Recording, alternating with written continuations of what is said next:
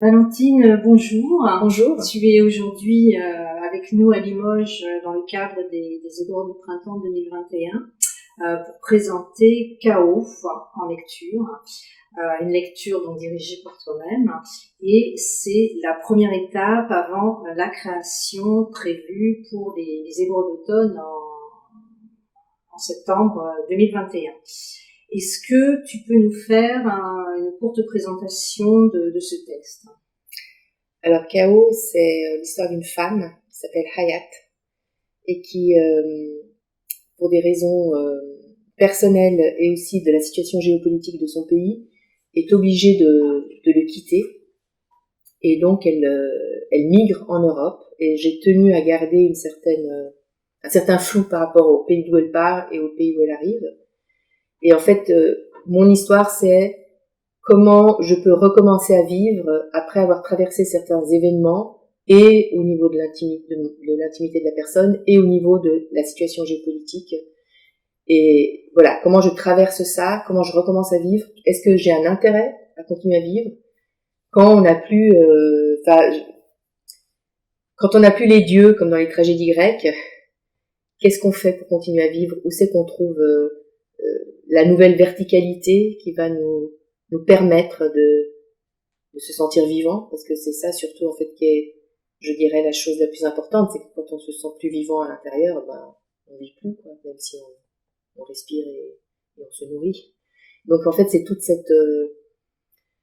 cette problématique qui m'a intéressée, parce que de mon côté j'ai travaillé beaucoup avec des populations déplacées en Europe, et puis j'ai aussi beaucoup travaillé notamment dans les territoires palestiniens, où j'ai pas fait des spectacles comme ça, j'ai beaucoup travaillé sur des workshops, mais c'est vrai que mon inspiration est née de là, des femmes que j'ai rencontrées d'un côté ou de l'autre de la Méditerranée. Oui, tout à fait, parce que tu dis effectivement que le pays que Hayat quitte n'est pas nommé dans le texte. Non. Mais il est quand même le texte est quand même extrêmement situé. Alors le texte est extrêmement situé par rapport à mon inspiration, mais c'est vrai que en fait la raison pour laquelle j'ai pas souhaité le nommer, c'est que du coup, en étant moi-même à Genève, c'est où je travaille, je me suis retrouvée confrontée à énormément de migration du Moyen-Orient, qui n'était pas forcément de la migration palestinienne. Il y en a d'ailleurs très peu de migration palestinienne. Et en fait, du coup, je me suis rendu compte que c'était quelque chose qui se répercutait vraiment dans tout le Moyen-Orient.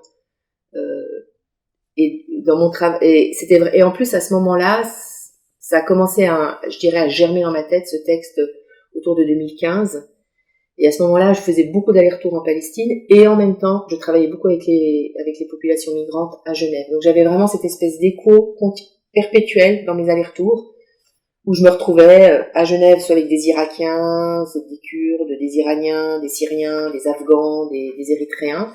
Donc j'avais vraiment cette migration très forte et éclatée à Genève, mais qui correspondaient tous à des pays où les choses ne fonctionnaient pas très bien géopolitiquement parlant, on va dire.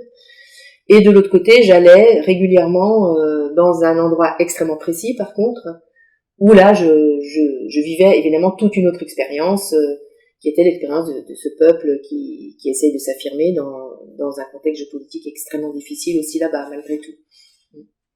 Ce personnage de Hayat, qui est extrêmement fort,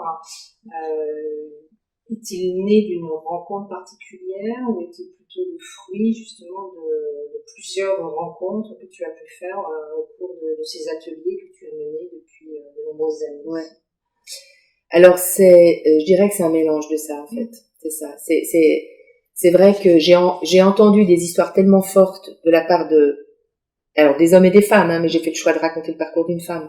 Donc j'ai entendu des histoires tellement fortes venant soit quand je faisais mes ateliers là-bas, soit quand j'étais à Genève, que je me suis dit, voilà, j'avais déjà fait des théâtres, je dirais, sous forme de témoignages, où les gens témoignent par rapport et j'avais vraiment envie de faire une fiction, pour deux raisons. Aussi pour me sentir plus libre par rapport à ce que je raconte, parce qu'il y avait des histoires assez délicates. Donc du coup, voilà, des parcours, des témoignages qui m'avaient été faits.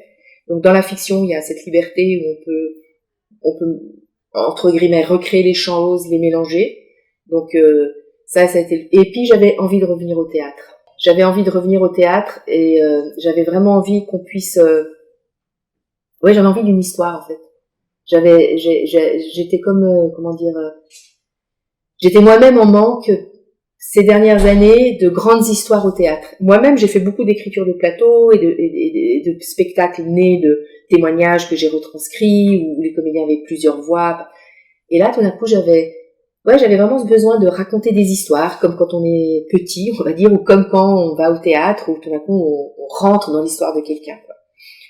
Et c'est pour cela aussi que tu as pensé, dès le départ, peut-être, à développer donc une trilogie, puisque donc Chaos est le début d'une trilogie à venir. Oui. Donc ça, c'est vraiment... Alors, la notion de la trilogie, Non, c'est pas tout à fait au départ. C'est qu'en écrivant l'histoire, effectivement, tout d'un coup, il y a eu une mère qui est apparue, et après, il y a eu une fille qui est apparue.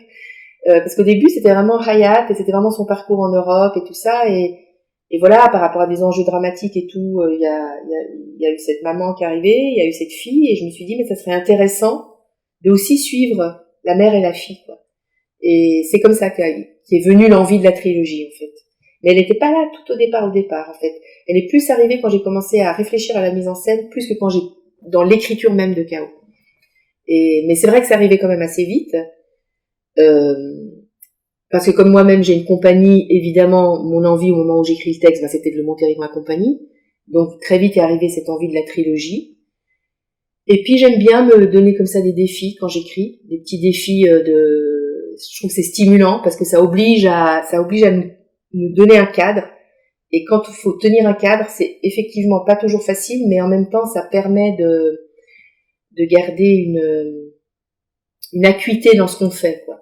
Et je me suis dit, la trilogie pourrait... Alors j'espère que je vais arriver à la faire, cette trilogie. J'ai déjà commencé à écrire donc le deuxième volet. Et j'espère que j'arriverai aussi à écrire le troisième. À finir le deuxième, à écrire le troisième. Nous le souhaitons. Nous t'accueillerons d'ailleurs en résidence. Voilà, pour terminer terminer l'écriture du deuxième volet, voilà, qui s'intitule... Alors, jusqu'à maintenant, je l'avais intitulé Soif. Et là, en l'écrivant, je suis plus convaincue. Donc on verra. Ouais. Donc 2 rendez-vous prochains avec toi.